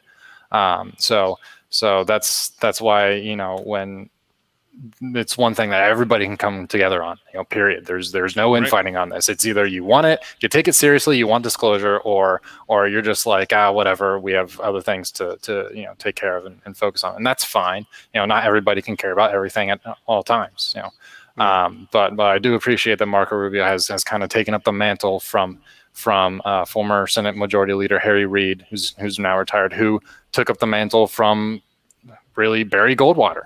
Was one of the original guys. So it's kind of been passed it down. Yeah, way back. Yeah. It's kind of been passed down through the years, caretaker to caretaker. And I hope we're in good hands right now. So far, it's been pretty good, in my opinion. And so maybe we'll see some more things than Barry Goldwater or Harry Reid were ever able to do. Yeah. Well, God almighty. The Senate Intelligence Committee, they are not bipartisan on a lot of things. This was the one thing that everyone voted on except for one person. That's crazy. You know what I mean? Like that is wild. That is wild. And so who was it? Reagan? He said this topic would bring us more together than anything. Well, he said that in front of the UN. It was. Well, I don't think he said this topic. He said if we had found ourselves faced with an alien threat. Yeah. Then I think he said something along the lines of how quickly all of our differences would disappear. And he's right. Yeah. He's right. Those borders would really have no more meaning if there was a couple of, motherships parked outside the atmosphere. If these videos indicate anything, they don't give a shit about borders. So yeah. Well, okay. Well, what do you guys think? And I guess there's two things I wanted to get to, but I guess we'll talk about the other thing tomorrow. I don't want to give McWest too much time tonight. But the other thing I wanted to ask is, how do you feel this weekend ended? How was this week for you guys? This miraculous May so far? Carl, what do you feel? It just feels like a long time coming, honestly. Because when you look into this topic from Lou Elizondo and these guys finally coming forward that are credible, and the Pentagon backing it up and saying that it's real. When you go clear back to Project Blue Book, Project Grudge, Project Sign, this kind of thing oddly goes clear back into like the 1940s and into World War II, which really makes your head spin when you think about it. And we don't know all the details of that, but even Edward Ruppelt, when he was back in Project Grudge, talked about how they tried to see, was this Russian? Was this German? Where does this come from? And they were like, no, it doesn't come from there. It doesn't come from there. And they couldn't pin it down even clear back then. And it really makes you wonder. But to have all these credible people come forward, it just feels like nice to not have it be like seen as a tinfoil hat conversation anymore. And people are starting to take off the tinfoil hats and put on a suit and tie and actually sit at the table and talk about it for real. And the people coming out of these meetings that are finally getting exposed to the facts of it have to eat crow and do something about it. And I think it's been a long time coming. Yeah, that's a good point. How do you feel, Alec? I feel pretty good. We had some video come out Friday. This nice 16 minutes expose today, which is going to bring in, I feel like Friday was the release for us, because we're tracking this stuff so hard, and Sunday's the release for the normal people, as Jazz calls them, the normies, and then we can take this 60 minutes expose, we can chop up segments, whatever, into bite-sized clips, and we can, spread that further and use that to talk to friends like, oh, hey fellas, did you see this? And we'll take the minute 30 clip from 60 minutes and send it to the folks who know we have an interest in this, but maybe aren't head first in it like we are. So good weekend. Again, I feel that this 60 minutes clip is it's maybe not necessarily on par with a 2017 New York Times article, but it's up there as far as the modern UFO disclosure goes, media attention to it at least. So I'm happy, man. Ryan, what do you think? Well, I was going to say May and June were going to be the months I was going to take off from everything UFOs and go back to my personal civilian life. And I couldn't have picked a worse time. Alex shaking his head. It's so true, man. I love that you're doing these things almost daily, dude, because this is the kind of conversations that need to happen immediately after these things to keep it going. So thank you for doing that. First of all, it's keeping me up to date with everything that I don't catch, like the fucking 60 minutes thing today. I almost missed. But no, I'm so excited for what's to come in the next couple months, no matter what it is. I don't care if the UAP report is the most mundane thing ever. The fact that it's actually happening, and the fact that people like Rubio are going to continue to fight for it to keep happening is awesome. I'm excited. I'm ready for a UFO party. That's what I'm ready. For sure. Yeah, no, I think it was a fun weekend. I think you hit on some interesting there, Alec. It was Friday was for us, Saturday and Sunday morning, and this Sunday afternoon was for all the normies. I feel like this 60 minutes piece was a really, it was sort of the introduction this New York Times story deserved the first time. Absolutely. And we didn't get it because the damn executive branch was so distracting for 4 years that people missed this. And so now everything's settled down. The news stream, at least for the most part, we've got some things going on around the world, but for the most part, it's pretty settled down. And this is the thing that networks are kind of being forced to talk about right now because there's not much else to talk about in the 24-hour vicious news cycle, especially now because there's no distraction. There's no clown to watch in the middle of the ring. It's pretty chill, and so that's a good thing. And I think the 60 minutes piece was just the story the coverage this story deserved 4 years ago. It made me remember why I do this, to be completely honest. That segment, it made me remember how serious this topic can be and how profound and earth-changing it can be, even for a pilot looking at it in the face and being I don't know what the hell that was. So it reminded me why I do this, why I'm sure the four of us have taken hits of ridicule in the past. We've probably lost second dates when we told, significant others in the past, I'm a UFO researcher. Yeah. And it's all changing, man. And it's stuff like this segment that really, like I said, I got chills. Even though I knew everything they talked about already, for the most part, I still got chills hearing them talk about it. Some 3-4 years later. It's awesome. Yeah, no, it is cool. I'm gonna put the link in the chat if you guys want to call in and ask some questions. We're probably gonna do that for the next 15 minutes or so. How you guys looking on time? Anybody got to go? I do. I'm sorry, buddy. No, you're all good, dude. You're all good. That's why I'm asking. All right, Brian Sprague. Before you go, where can people find your stuff, man? Oh, well, first off, thank you guys. This was so fun, so cool. What a way to spend a Sunday. I know. Everything I do is at somewhereintheskies.com. I got a big story coming out hopefully soon that will fall in line with a lot of what we discussed tonight. I've had some arguments with the people over at the Pentagon, but I'm pulling the trigger. We're ready to go. So be on the lookout for something really soon. So thank you for having me, guys. Dude, I can't wait. When you tell that story, please come on. We'd love to hear it. Absolutely.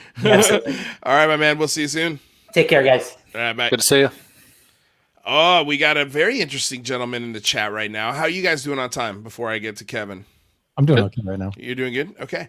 All right, Kevin We got a Childress. very interesting gentleman in the chat right now. Yeah, I'm trying to figure out how to do this. Muted. All right. Yeah, you hear me? that's okay. Yep, there you go. That's better. You were I watching the forgot. show. I forget about Yeah, it. Oh wait. Yeah, Oh, wait. Yep, there you go. Am I coming through? Not really. Do me a favor, Kevin. Back out and then come back in. Okay. Just re-click the link. Yeah. Let's let him I figure it forget out. a lot of times that these clips were recorded like back in 2014 and earlier, and I can't wrap my head around the timeline. Sometimes it blows my mind on these incidents. Yeah. Let's see if Kevin. Sometimes it feels like it moves fast, but there then it again, is. you have to remember the Right. 2017 New York Times report. That was 3.5 years ago.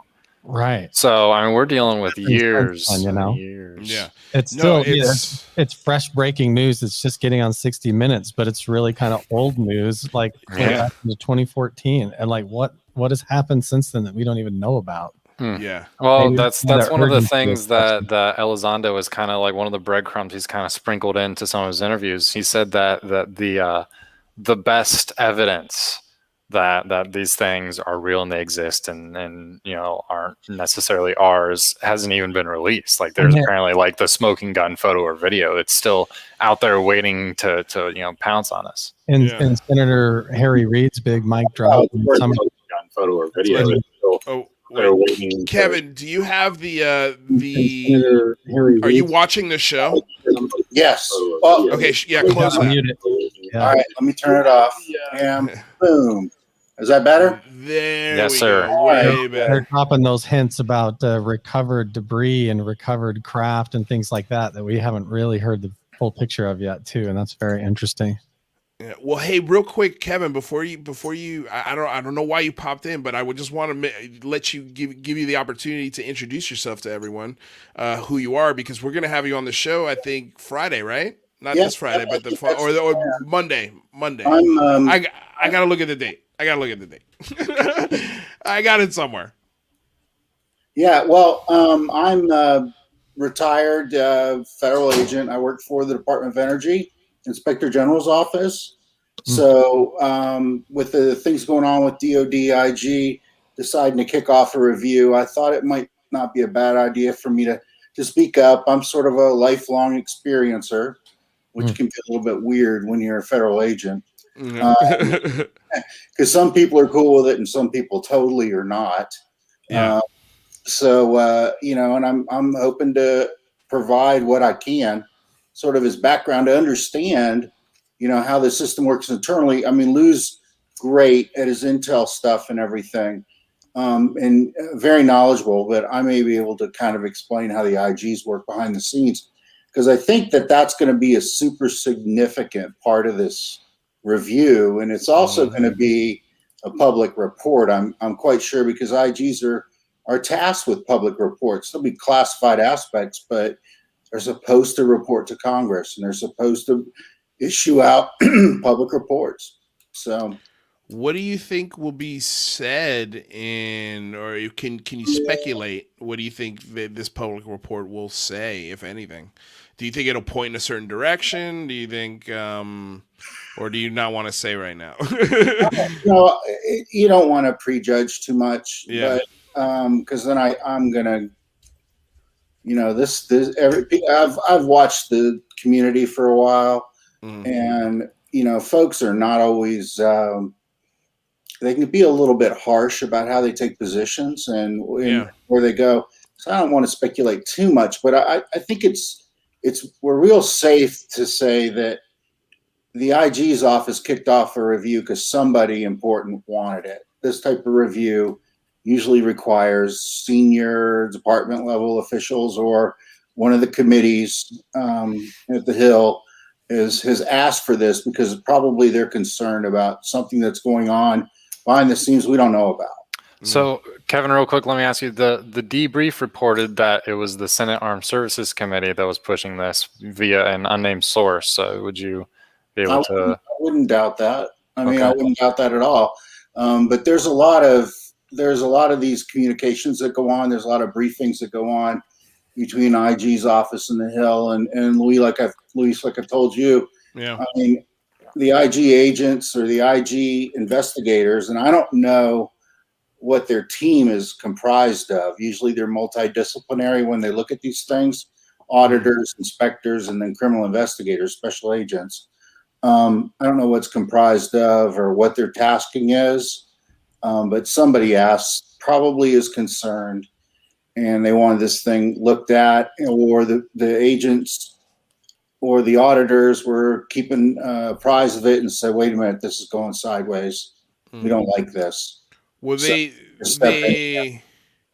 they announced it not too long ago. How long do you think before they have a team of investigators or auditors, let's say?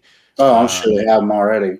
You think the process is already underway? Oh, yeah. When they issued the letter, that means they've already probably got a team ready to go. Yeah. No, they know who they're going to use, and there's we don't know what's going on. If it's just an inspection, then it'll be kind of a scoped review and it'll be more tightly controlled. If when they get in there, they find something that's funny, the special agents will get involved from the Defense Criminal Investigative Service will take over, and they'll start working on the issues that look like they could have criminal or civil jeopardy for individuals, for federal employees, military branch members, contractor employees, so forth. They can look at all that. And I'm sure the FBI will get involved too. Wow. They usually... That's a big deal. Well, they'll monitor. If it gets to that point, they'll monitor it, or they might get directly involved. We don't know. That to reach out there and say, oh, there's something criminal going on, you don't know that. I'm just speculating. You asked me to speculate about what could happen, and I'm just saying, let's just say that they do find something, that somebody's been lying to congressmen, they've been lying to committees, or they've been, lying to the other parts of the executive branch, or they've had something secret going on behind the scenes that's opaque, right? I mean, it shouldn't be opaque. Or it's opaque to people that it shouldn't be opaque to, because sensitive SCI, SAPs programs, they should be hard to see what's going on. But everything has oversight. Yeah. And to say that something doesn't, or if they find out something's going on that they're avoiding it, the oversight, then I think you're quickly straying there into trouble. Yeah. Well, Kevin, there's maybe you could add a little bit of calmness to the situation here, because I know you working in those departments that you're coming from, and the years that you spent in there, you've come across some interesting people. A lot of folks. This person, $10 donation to the chat. Thank you, Anonymous. And his question is, or his statement really is, I was at a Zoom MUFON meeting last night, and they believe all the recent media surrounding UAP is to underline the threat narrative, since all the events discussed are coming from the military. How do you feel about that statement, Kevin? Well, I mean, in the strictest sense of things, everything's a threat you don't know about, right? Mm-hmm. So, with my own personal experiences is that, my exposure to this phenomenon is that, it's like getting worried about the sun coming up in the morning. It's going to happen.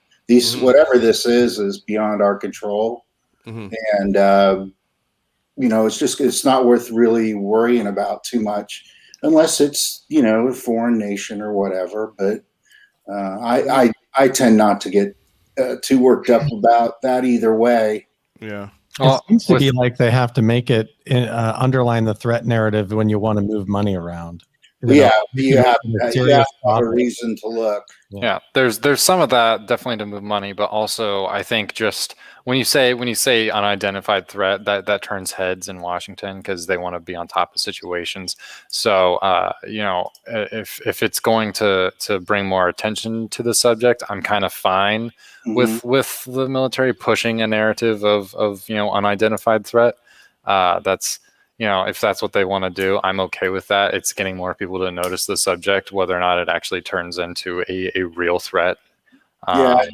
Something that like will come and kill us by en masse. That remains to be seen, I suppose. It's not doing it now. Yeah, I agree. I agree with you that I think you got to have a reason to look at this. And what really stood out to me watching the 60 Minute tonight was how, and Luis, you just hit on this, how it circled back to what we first heard in December of 2017. Right. It went back to those basic principles really about the story. So I find that interesting that it's kind of circling back. And, they said that, early on in this, they said that the real audience for this is not ufologists. It's general public. So they got to bring them up to speed. But I was really taken aback that, as much as the narrative of this thing has evolved over the course of the last almost 3.5 years, that it was just basically back to the beginning. Yeah. Right. So it's almost like it's almost like there's, I don't know what's going on. Honestly, I don't know. Yeah. We're into bizarre land. And whatever's going on, I tend to believe somehow that it's just something that we're aware of, but this is my personal opinion, that we're aware of that there's something's going to happen or something's going on. But I don't know that we know what it is. They seem to be finally putting the different blocks together, the pieces of it like Legos. They've had this story that's been around and validated for a long time, and then now it's pyramid UFOs as well. And here's another incident with the Omaha, and here's another one. And they're kind of like compiling this story over time. And so they have to keep revisiting what most people just overlooked because they're so used to it being treated like a joke. They have to rebuild that foundation and then stack the new pieces on top to catch everybody up to speed. And it's almost coming out in a way that's difficult to cover it all. Well, yeah, and it's hard. It's hard because you think about the instances of the pictures, and I'm sure they're deliberate. Whatever's been coming out, right? That you get things that to the typical people who just see orbs or triangle craft or whatever. Now they're sending out stuff that looks like balloons. These pictures that I totally believe are legitimate. They're sending out things that are so sort of trying to what we'll accept as being a reasonable way these things would present themselves, because I think we've got to get ready for the fact they can present themselves however they want to. Right. We have a problem that it looks like a pyramid, or a problem that it looks sort of like a plane, or a problem that to them, that's maybe nothing at all to manipulate what we see. Right. So who knows? And we need to be ready for that when we start talking about it. So start at the beginning, start at this point, and have it look like Batman balloons and flying pyramids and, strange stuff like that. Mm-hmm. No, I agree. I think the Fravor and now Alex Dietrich story is the foundation for the house that's going to be built. And they have to, and now that we have a face with Dietrich, now it's really, not only do we have a face with Alex Dietrich, now we've also got a U.S. Senator tagged to this story and pushing it hard. So it's not the same story from 2017. It's got some now nuance and layers to it that it didn't have in 2017. So now this is almost a brand new story. And it's a great starting point, because I think you're right. If, God, honestly, the thing that I would love to come out of these reports is the data, the radar that they keep mentioning with the Tic Tac. They keep talking about this radar, but we don't have one lick of this radar data. And if we can just get this radar data, the conversation is now really changed in a different direction, because now Mick West can't debunk the video anymore because it's got radar tracking information with it. Yeah. And maybe it's even got another, 7 minutes worth of footage to it. I mean, we've already got, 3 videos. Why not release the full versions of them? People know. Yeah, there's so many other pilots, the Batman balloon one and everything. That's taken, you can see there's a pilot sitting in the cockpit and he takes almost a selfie with it in the background in one of the images. And then there's also supposedly a submarine sonar. And that's when they started having to call them transmedium craft. And that came out as Pentagon terms, calling them transmedium craft. That wasn't Jeremy Corbell making that jargon up. That was him using the Pentagon's own description. John Ratcliffe, the former director of national intelligence, he's suggested that there's even satellite footage and data of these things, which is immense. And he hinted that kind of data may be in the June report, and we'll see if it is or not. I guess you might see some, but sources and methods are the crown jewel, so to speak. So, but you may just have to take their word at it. And I know for someone like McWest, who I thought had a bad night tonight, I don't think we're going to see that. I don't think you're going to see that kind of detail get released. Yeah. But I will tell you that, I've written a lot of reports that ended up in, being reviewed by senior officials of the agency and congressional people. That stuff is vetted hard. So if they come out and make affirmative statements, you can be damn sure that there's a lot backing it up, that they're quite sure about what they're saying. And I got to tell you that you get into a tricky area for government employees. The only time you can you can lose your pension if you get in trouble is lying to Congress. Right. Everybody's really careful about. Now, that said, we're talking about way off at the end of the spectrum, but we're real serious about trying to be very precise and not stretch the matter too much at all. Well, Kevin, that's why I don't think this is a false flag operation. That's why I don't agree with what MUFON is thinking, because especially Christopher Mellon and Lou Elizondo, they're pushing this to Congress. They want this in front of Congress. For what, to lie to them? Like, if they get caught lying to them, if it does get to congressional hearings somewhere down the road, which is what it seems like they're really pushing for, and now we got the IG in here, and apparently, from what the rumors are swirling, I have to look into these rumors, but that Lou Elizondo had a hand in influencing the IG getting into this. If we get congressional hearings, say 2 or 3 years down the road, I mean, like now that theory goes out the window, because now you've got people in front of Congress, in front of giving public testimony under oath, and if they are found lying after that point, I mean, is it not only pension loss? Are we talking about other possible? Well, that would be because they were convicted of perjury, right? Or false statements. That we're just that's so far down, the road. Right. And let's hope we don't get to something like that. I will say that. Wait. Hope we don't get to something like what? Congressional hearings? No. Where people are getting prosecuted. Oh yeah, no. I don't want that. If we get there, it's gonna slow everything down. Oh boy. I'd rather just let's start to learn what the truth is. Right. I'm sure some really bad stuff happened in the past. You got to think about the generation that first dealt with this were the ones who fought World War II. Mm-hmm. Right. So they're used to losing lives and sacrificing people and, all sorts of things, acceptable losses, I mean, we were firebombing cities and stuff like that. I mean, it probably seemed perfectly acceptable to, go at a pretty aggressive path towards the public or whatever, but that's not the case anymore. And, and if people have inherited a system that they have to work with, that kind of required them to follow through, I mean, I'd hate to see them prosecuted, but God, I don't know. You'd have to wait and see it. Prosecution's a case by case thing, right? In my opinion, it's hard to blanket brush that, but people can abuse their power.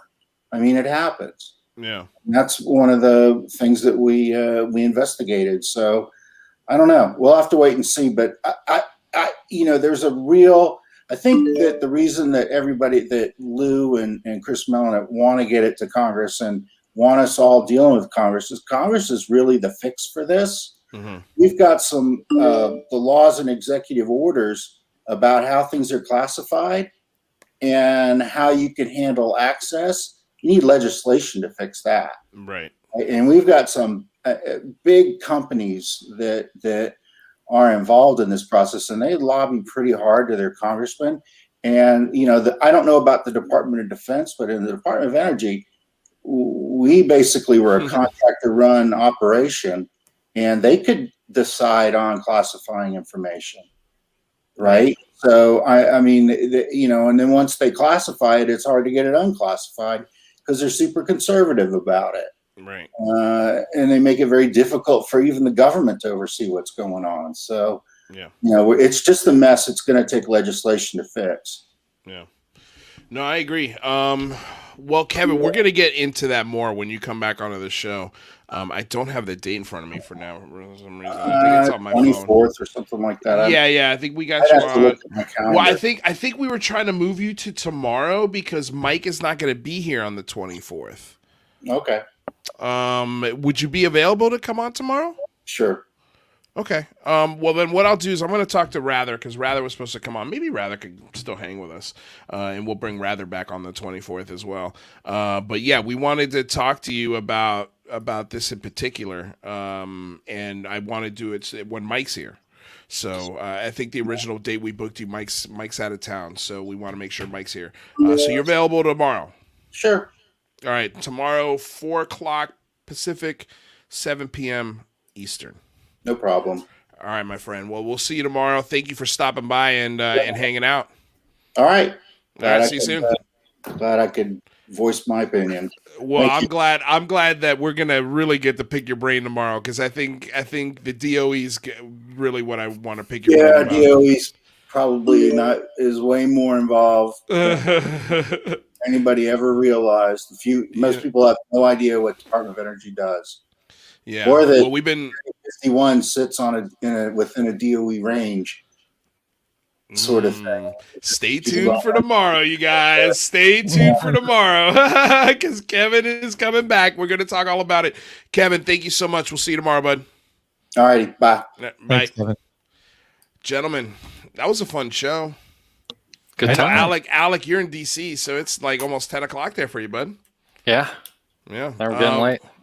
Well, guys, Work thanks tomorrow. for stopping by. Real quick, Alec, before you go, where can people find your writing, and where can you point them to find all of your work?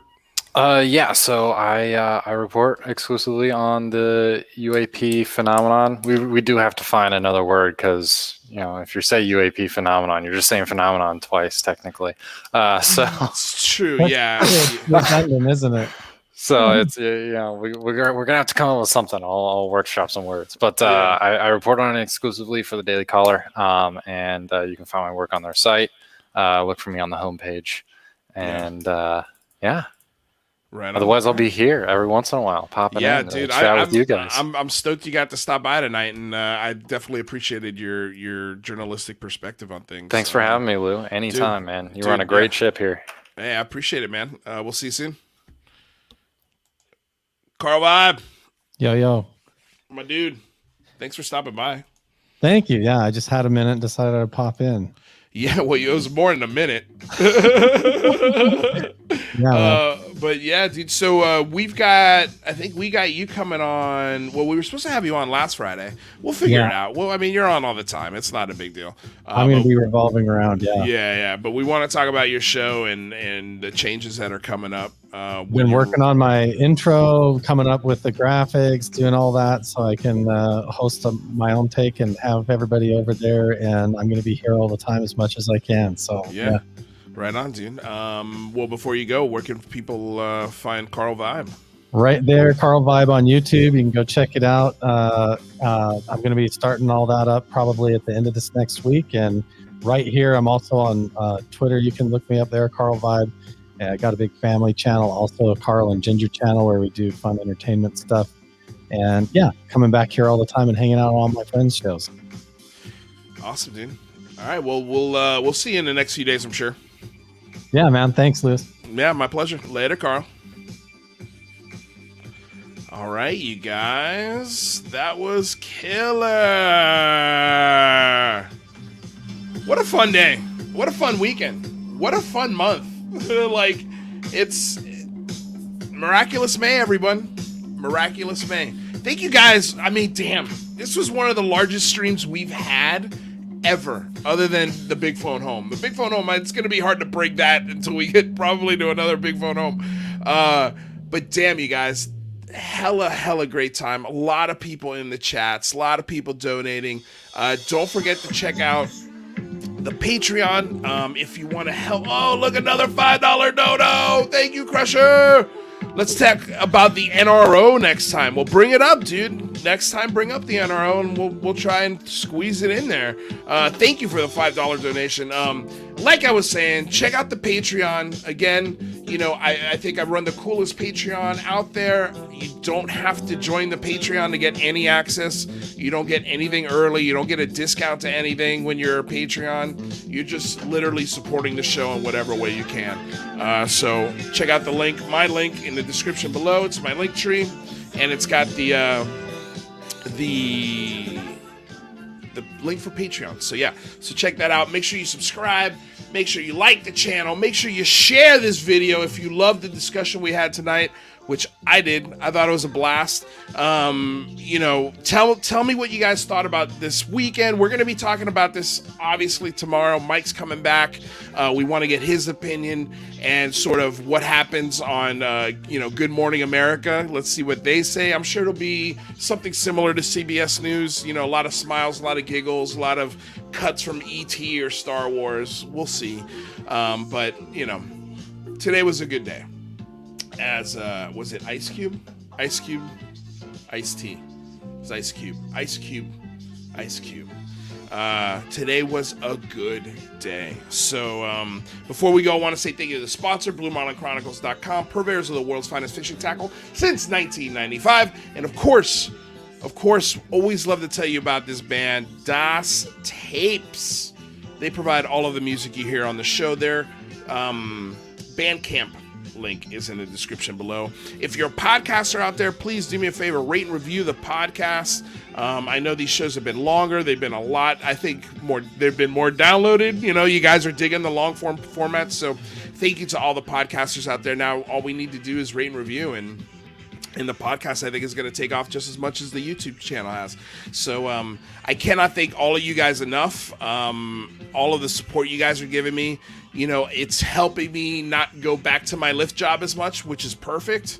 You know, I want to do this full time for you guys. I want to be able to provide these streams when news happens, and you guys make that possible. So if you've got the funds to make it happen, then do it. And if you don't worry about it. We're still here for you. You still get the same access as the people who do. So I take a lot of pride in that. And I'm going to finish my Arizona Peach Iced Tea while the music plays out. And yeah, you guys, thank you so much. I love you all. I'll be popping in, answering questions if you guys have any more in the chat, letting some music play. And just going to enjoy this Sunday in the middle of Miraculous May.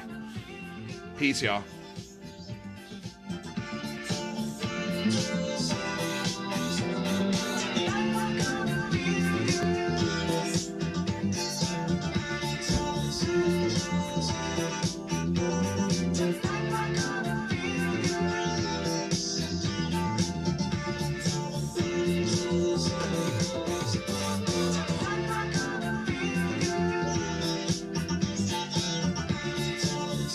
James, put the link in the chat. Put the link in the chat. I'll go check that out with Grant Cameron.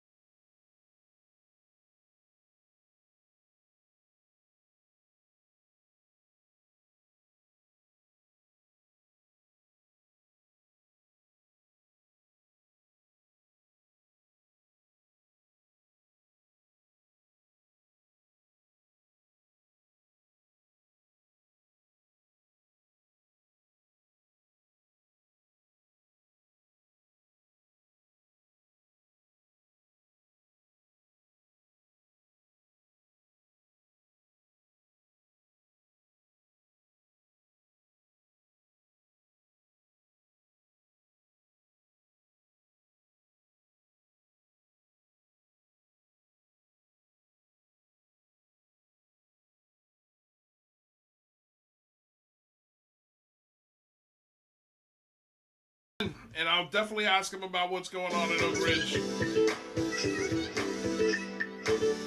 Ring that bell, baby. Ring that bell. Ring that bell, baby. Ring the bell.